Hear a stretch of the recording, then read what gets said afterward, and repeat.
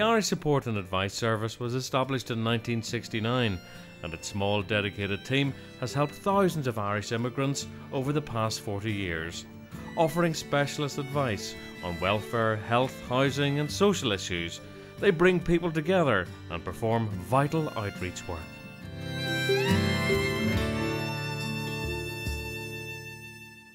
Barbara came to London from Galway in 1947. ISAS helped her get away from antisocial neighbours and into a new home.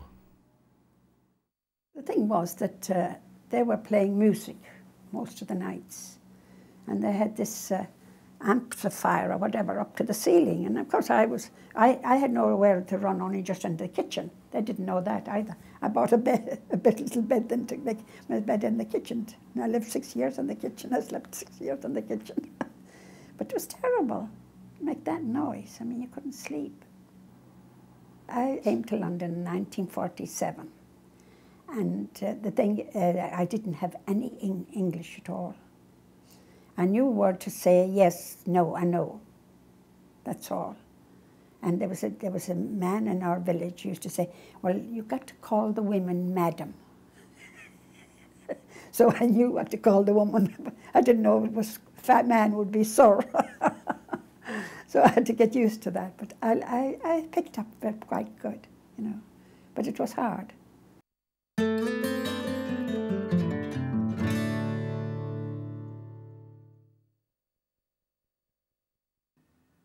For Bridget, ISAS has made a big difference to her life in a number of ways. I went to see Sarah about to get an Irish passport, which she helped me and filled up the forms for me. And because my mum was born in Donegal, she done the search for my mum and that, and all that was done, and I got it no problem. And then she helped me then with my Irish pension.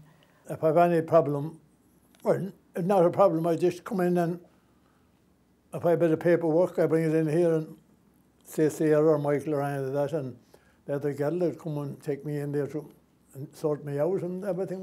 They'll ring up for me and all that, because sometimes the person talking at the other end is, sometimes I couldn't hear them, you know what I mean? Somebody come up with these things, you know what I mean? And Sarah or any of them in there, I'll do the talking for me on the phone and all that. I found them all right, very good, you know. Martin Doyle remembers the early 50s, where in Chatham, east of London, there was a vast camp of over 1,000 Irish building workers. It was like being back home. The more people from Romeo, men from Nilegrane and all counties in Ireland.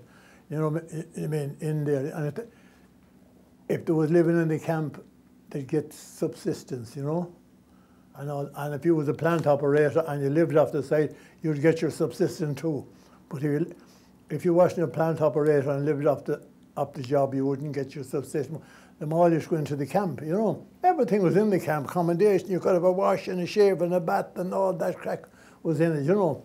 I was there at the time of the floods. When was that now? That was in 1954. Floods, the whole place was flooded, the sea erupted all around, and the camp was in the middle of that, and no one could get in or out of the job. You know what I mean? It was too serious. And then there was a big strike there one time, and it lasted for a month. And all the men just go around there into the farmer field eating cabbage and carrots and all that, they had nothing else. There was no money. They were getting no wages, was there?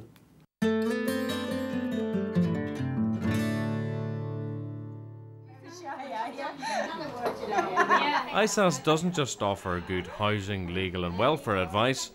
Its social functions are regularly attended by large groups of West London Irish pensioners, such as Pauline and Veronica. We'd be lost without it, I tell you. Yeah, it's mostly the social, you know, side, and everybody, we know everyone there, we talk to everybody, like, you know. Not only that, keeps your brain alert as well. We do have quizzes as well, I love them. And sing songs. And game of bingo. Sing all the all-Irish songs and that. So it's quite... Yeah, it's really nice. I go to 3 clubs a week. I go Monday, Tuesday and Wednesday. Yeah, I do. I go to 2. But if I had my husband, I wouldn't be going to 3. I'd probably only go to 1, you know. We wouldn't know anything about these if our husbands was alive, really. No. We wouldn't be be knowing going much to them. about We Irish wouldn't be clubs going to because them, you'd be, would we? you know, you wouldn't. But there's a great, you know, it's lovely, really. Oh yes, there's fellas there as well. We don't interfere with them. There would be bash because there's more fellas than, or more women than men. Yeah, no.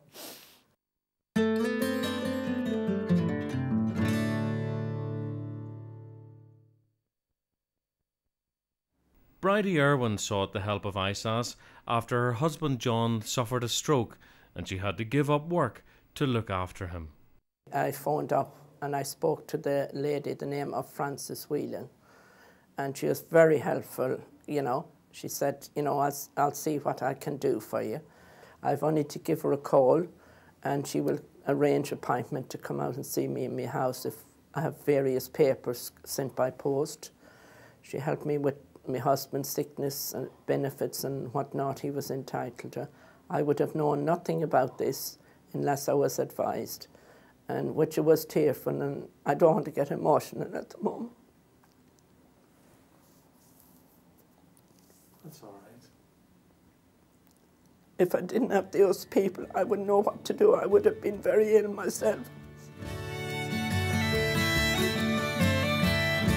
You can make such a positive change to the lives of Irish people who need help and support now. To make a donation and find out more about the work of ISAS, please visit the website and make a difference.